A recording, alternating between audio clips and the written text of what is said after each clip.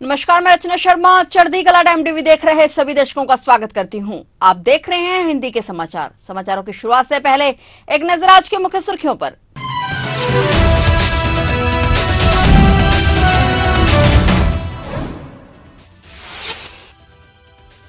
7 राज्यों के 16 ठिकानों पर एनआरआई का छापा। पंजाब और हरियाणा में भी हुई एनआईए की रेड। नक्सली गतिविधियों से जुड़े केस में छापेमारी।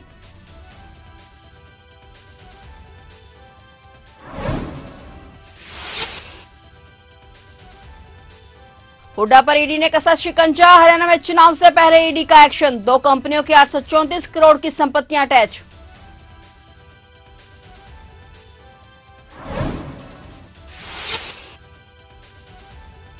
सुखबीर सिंह बादल पर बड़ा फैसला। सुखबीर बादल तनख्वाहिया करार। अकाल तख्त साहिब के जथेदार ने सुनाई धार्मिक सजा।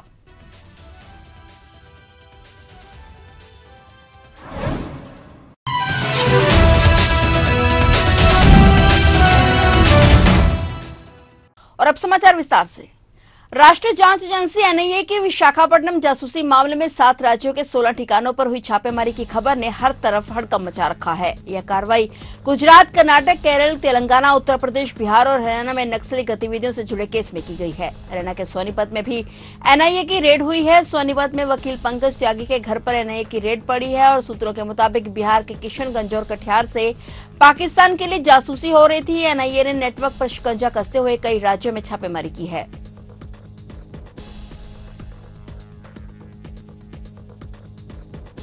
हरियाणा विधानसभा चुनाव से पहले प्रवर्तन निदेशालय ने शिकंजा कसते हुए पूर्व मुख्यमंत्री और कांग्रेस नेता भूपेंद्र सिंह हुड्डा से जुड़े जमीन मामले में 2 कंपनियों की 834 करोड़ रुपए की संपत्ति अटैच की है। ईडी ने हुड्डा, एमआर और एमजीएफ डेवलपर समेत अन्य आरोपियों के खिलाफ मनी लॉन्ड्रिंग जांच के तहत यह कार्रवाई की है। अटैच की गई संपत्तियां हरियाणा और दिल्ली के 20 गांवों में स्थित है। प्रवर्तन निदेशालय का आरोप है कि एमआर, एमजीएफ ने भूपेंद्र सिंह हुड्डा और नगर ग्राम योजनाकार विभाग के पूर्व निदेशक त्रिलोक चंद गुप्ता के साथ मिलकर दिल्ली और गुरुग्राम के इलाकों में सस्ते दामों में जमीन हथिया ली थी और इस कारण न सिर्फ उन लोगों को नुकसान हुआ जिनकी जमीनें झड़पी गई, बल्कि सरकार को भी नुकसान झेलना पड़ा। गौरतलब है कि हरियाणा में चुनावी सरगर्मी तेज है। 5 सितंबर से नामांकन शुरू होगा। ऐसे में कांग्रेस नेता भूपेंद्र सिंह हुड्डा से जुड़े मामले में कार्रवाई से राजनीतिक स्तर पर मामला तूल पकड़ता जा रहा है। हरियाणा में विधानसभा चुनाव 2024 के जल्द ही भाजपा प्रत्याशियों की लिस्ट सामने आएगी। भाजपा हाईकमान ने जहां कुछ सीटों पर नाम तय किए हैं, वहीं कुछ पर दोबारा मंथन हो रहा है। इसके बाद ही आधिकारिक तौर पर लिस्ट जारी होगी। सूत्रों की माने तो राव इंद्रजीत की बेटी आरती राव को अटेली विधानसभा से टिकट मिल गया और वहीं मुख्यमंत्री नायब सिंह सैनी अब करनाल की बजाय लाडवा सीट से चुनाव लड़ेंगे। वहीं एक बार फिर से अनिल विज अंबाला कैंट से चुनाव लड़ते हुए नजर आएंगे। टिकट आवंटन पर मंथन को लेकर चुनाव समिति की मीटिंग के बाद मुख्यमंत्री नायब सिंह सैनी, प्रदेश अध्यक्ष मोहन लाल बडोली, केंद्रीय मंत्री मनोहर लाल खट्टर के साथ पीएम नरेंद्र मोदी ने अलग से मीटिंग की। अहम बात है कि हरियाणा भाजपा के प्रदेश अध्यक्ष मोहन लाल ने चुनाव नहीं लड़ने की इच्छा जताई है। वहीं पूर्व सांसद संजय भाटिया, अरविंद शर्मा और सुनीता दुग्गल, श्रुति चौधरी को अभी विधानसभा चुनाव में उतारा जाएगा। सूत्र बताते हैं कि भाजपा सभी प्रत्याशियों की लिस्ट एक साथ जारी करेगी। श्रोमणी अकाली दल के अध्यक्ष सुखबीर सिंह बादल द्वारा अपने कार्यकाल के दौरान की गई गलतियों को माफ करने के लिए श्री अकाल तख्त साहिब से मांगी गई माफी पर अहम फैसला आया है, जहां श्रोमणी अकाली दल के प्रधान सुखबीर बादल को धार्मिक सजा सुना दी गई है। श्री अकाल तख्त साहिब के जथेदार ज्ञानी रघुवीर सिंह ने सुखबीर बादल को तनख्वाहिया करार दे दिया है। जथेदार ने कहा कि सुखबीर बादल एक निमाने सिख की तरह पेश हों, वहीं 15 दिनों के अंदर सुखबीर बादल को जवाब देना होगा। जथेदार ने कहा कि बादल अपने गुनाहों के लिए माफी मांगे। उन्होंने कहा कि सुखबीर बादल अकाल तख्त के सामने 15 दिनों के भीतर पेश हों और तब तक बादल तनख्वाहिया करार दिए गए। आज बीती 15 भादों सम्मत नानकशाही 556 मुताबिक बीती 30/8/2024 ਨੂੰ 5 सिख साहिबान की इकत्रता ਸਕੱਤਰੇਤ श्री अकाल तख्त साहिब जी विखे हुई, जिस विच 5 सिख साहिबान की सर्वसम्मति नाल फैसला होया कि सुखबीर सिंह बादल ने बतौर डिप्टी मुख्यमंत्री पंजाब सरकार ਅਤੇ प्रधान श्रोमणी अकाली दल दिया होया कुछ अजिहे फैसले लाए जिस नाल पंथक स्वरूप के अक्ष ਨੂੰ बहुत भारी ਢਾਹ लगी। श्रोमणी अकाली दल की हालत बहुत पतली हुई।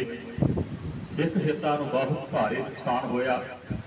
ਇਸ ਲਈ 2007 ਤੋਂ 2017 ਤੱਕ ਸਰਕਾਰ ਵਿੱਚ ਮੌਜੂਦ ਰਹੇ ਇਸ ਦੇ ਭਾਈਵਾਲ ਸਿੱਖ ਕੈਬਨਿਟ ਮੰਤਰੀ ਇਸ ਸੰਬੰਧੀ ਆਪਣਾ ਸਪਸ਼ਟੀਕਰਨ 15 ਦਿਨਾਂ ਦੇ ਅੰਦਰ ਅੰਦਰ ਨਿੱਜੀ ਰੂਪ ਵਿੱਚ ਪੇਸ਼ ਹੋ ਕੇ ਸ਼੍ਰੀ ਅਕਾਲ ਤਖਤ ਸਾਹਿਬ ਜੀ ਵਿਖੇ ਦੇਣ।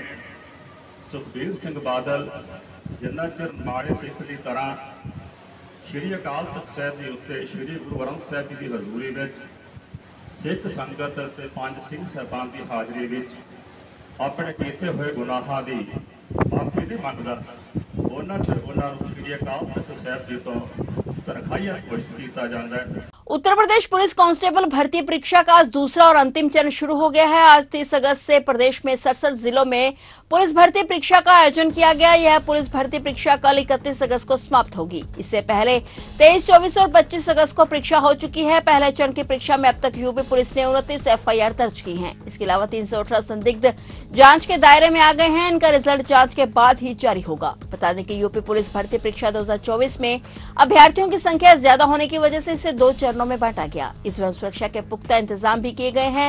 चप्पे चप्पे पर पुलिस की नजर है। किसी भी स्थिति में पेपर लीक होने से रोका जा रहा है। परीक्षा के जरिए 60,244 रिक्त पदों पर उम्मीदवारों की भर्ती की जाएगी। बता दें कि इससे पहले यूपी पुलिस कांस्टेबल भर्ती परीक्षा 18 और 19 फरवरी 2024 को हुई थी, जिसमें लीक होने के बाद सरकार ने उसे रद्द कर दिया था। गुजरात में भारी बारिश और बाढ़ का ऐसा कहर बरपा कि रिहायशी इलाकों से लेकर सड़कें और रेलवे ट्रैक भी पूरी तरह से जलमग्न हो चुके हैं। लोग भूखे प्यासे सुरक्षित जगह पर पहुंचने की मुशक्कत में लगे हुए हैं। गुजरात में अभी और बारिश होगी, जिससे लोगों की मुसीबतें बढ़ना तय है। मौसम विभाग ने अभी और बारिश की भविष्यवाणी की है। मौसम विभाग ने आज भी बहुत भारी बारिश का अलर्ट जारी किया है। गुजरात में भयंकर बारिश और बाढ़ से जीवन पूरी तरह से अस्त व्यस्त हो चुका है। बाढ़ की चपेट में आने से अब तक 32 से अधिक लोगों की मौत हो चुकी है। राज्य में 140 जलाशय और बांध तथा 24 नदियां खतरे के निशान से ऊपर बह रही हैं। राष्ट्रीय और राज्य आपदा राहत बलों के अलावा सेना, वायुसेना और तटरक्षक बल बचाव और राहत कार्य में जुटे हुए हैं। कंगना रनौत अभिनीत फिल्म इमरजेंसी रिलीज से पहले ही मुश्किलों में फंसती नजर आ रही है। पंजाब में सिख समुदायों द्वारा जहां इसका भारी विरोध किया जा रहा है, वहीं इस बीच अब तेलंगाना में भी प्रतिबंध लगाने की तैयारी की जा रही है। तेलंगाना के मुख्यमंत्री रेवंत रेड्डी ने सिख समुदाय के नेताओं को भरोसा दिलाया है कि उनकी सरकार कानूनी सलाह लेने के बाद राज्य में कंगना रनौत अभिनीत फिल्म इमरजेंसी पर प्रतिबंध लगाने पर विचार करेगी। रेड्डी सरकार के सलाहकार मोहम्मद अली शब्बीर ने इसकी जानकारी दी है। दरअसल तेलंगाना सिख सोसाइटी के एक प्रतिनिधि मंडल ने सचिवालय में शब्बीर से मुलाकात की। इस दौरान उन्होंने इमरजेंसी की रिलीज पर रोक लगाने की मांग की। शब्बीर ने बयान जारी कर बताया कि 18 सदस्यीय प्रतिनिधि मंडल ने फिल्म में सिख समुदाय के प्रदर्शन पर गहरी चिंता जताई है। पाकिस्तान हॉकी महासंघ ने राष्ट्रीय टीम के 3 खिलाड़ियों और एक फिजियोथेरेपिस्ट पर आजीवन प्रतिबंध लगा दिया है। यह निर्णय तब लिया गया जब इन खिलाड़ियों ने महासंघ को सूचित किए बिना अपने कर्तव्य से पीछे हटकर देश छोड़ दिया और यूरोप में शरण मांगी। यह मामला तब सामने आया जब ये खिलाड़ी चीन में होने वाले एशियाई चैंपियंस ट्रॉफी के लिए इस्लामाबाद में आयोजित राष्ट्रीय प्रशिक्षण शिविर में शामिल नहीं हो पाए। एक आपातकालीन प्रेस कॉन्फ्रेंस में PHF के सचिव राना मुजाहिद ने जानकारी दी कि खिलाड़ी मुर्तबा याकूब, एहतेशाम असलम, अब्दुल रहमान और फिजियोथेरेपिस्ट वकास पिछले महीने नेशंस कप के लिए हॉलैंड और पोलैंड का दौरा करने वाली राष्ट्रीय टीम का हिस्सा थे। महासंघ ने इस मामले में कानूनी कार्रवाई के लिए आंतरिक मंत्रालय को भी सूचित करने का निर्णय लिया है।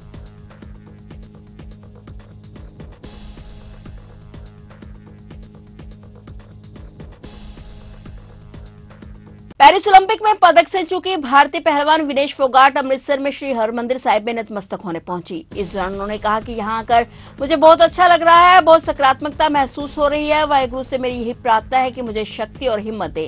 हमारे सभी प्रियजन स्वस्थ रहे, हमारा देश सुरक्षित रहे, तरक्की करता रहे, यही मैंने प्रार्थना की है। उन्होंने कहा कि मैंने बाबा से आशीर्वाद मांगा है कि वे हमारा मार्गदर्शन करें और हम मानवता के लिए सही दिशा में काम करते रहें। इस दौरान SGPC ने विनेश फोगाट को सम्मानित भी किया।